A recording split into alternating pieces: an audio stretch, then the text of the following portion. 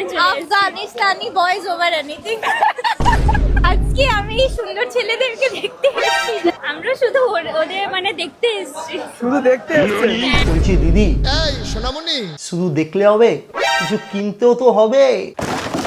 তো কলকাতায় চলছে এই মুহূর্তে মেগা ট্রেড ফেয়ার, আর কিছু আফগানিস্তানি ছেলেপুলে তারা এসছে ড্রাই ফ্রুটস বিক্রি করতে। এই আফগানি ছেলেগুলো প্রত্যেক দিন করে কমপ্লেন করছে পুলিশের কাছে এবং আমাদের কাছে ডিরেক্ট মেসেজ করে জানাচ্ছে যে কলকাতার মেয়েরা ট্রেড ফেয়ারে যাচ্ছে, তারা গিয়ে খালি ছেলেগুলোকে দেখছে, ছবি তুলছে এবং এদের সাথে ভিডিও বানিয়ে ভিউজ টিউজ কামিয়ে নিচ্ছে, কিন্তু ড্রাই ফ্রুটস কেউ কিনছে না। हाथ में कैमरा होता है, सिर्फ वीडियो लेता है। কেউ বা যদিও কিনে ফিনে নিচ্ছে, এত বার্গেনিং করছে, মাথা খেয়ে নিচ্ছে, তাই জন্য এরা প্রমিস করেছে নেক্সট টাইম যদি ইন্ডিয়া আসে তো কলকাতাতে আর কখনো এরা ট্রেড ফেয়ারে যোগ দেবে না।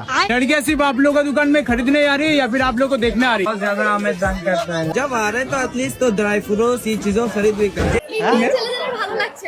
হ্যাঁ, এলো ডোনাল্ড ট্রাম্পের বেটি, ইন্ডিয়ান ছেলেদের আর ভালো লাগছে না, ইন্ডিয়ান ছেলেদের ভালো লাগছে।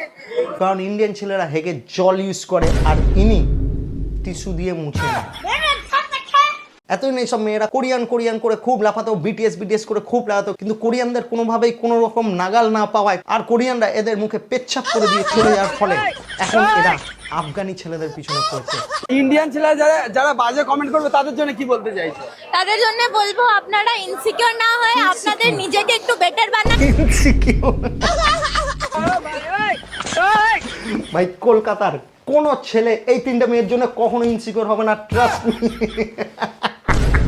আর তোদের জন্য যখন এই আফগানি ছেলেরা ফিরে যাবে আফগানিস্তানে, তখন তো এর জন্য স্পেশালি আমরা চাঁদা ফাঁদা তুলে প্লেনের প্রিমিয়াম ইকোনমিক টিকিট কেটে আফগানিস্তানে পাঠিয়ে দেবো, কখনো ইন্ডিয়ায় ফিরতে হবে না। হ্যাঁ, ওখানে গেলে তুই দেখতে পাবি, যখন আফগানি মেয়েগুলোকে দেখবি তখন বুঝতে পারবি তোদের লেভেলটা কোথায়, ন্যাচারাল বিউটি কাকে বলে। আর হ্যাঁ, যখন যখন ওখানে গিয়ে তোদেরকে নিয়ে গিয়ে ছাগল ভেড়া চড়ানো করাবে, গরুদের ঘাস খাওয়াবে, তখন যদি মনে করিস যে ইন্ডিয়ায় ফিরে যাবো, তখন যে প্লেনের টিকিট কাটতে যা খরচা হয়েছিল তার 7 গুণ উসুল করে নেবো।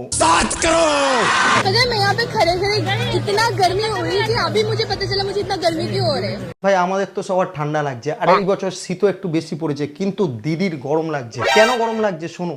चला मुझे इतना गर्मी क्यों हो रहा है? नहीं, क्योंकि आप खड़े हो इसीलिए। এই গরম সে গরম নয়। সামনে যখন কাউকে দেখে হঠাৎ গরম লাগা শুরু হয়, সেটাকে গরম বলে না, কাম উত্তেজনা বলে। না, স্নান করলেও ওই গরম যাবে না, বরফ খেলেও ওই গরম যাবে না। এই গরম থেকে মুক্তি পাওয়ার একটাই ওষুধ, top top top top top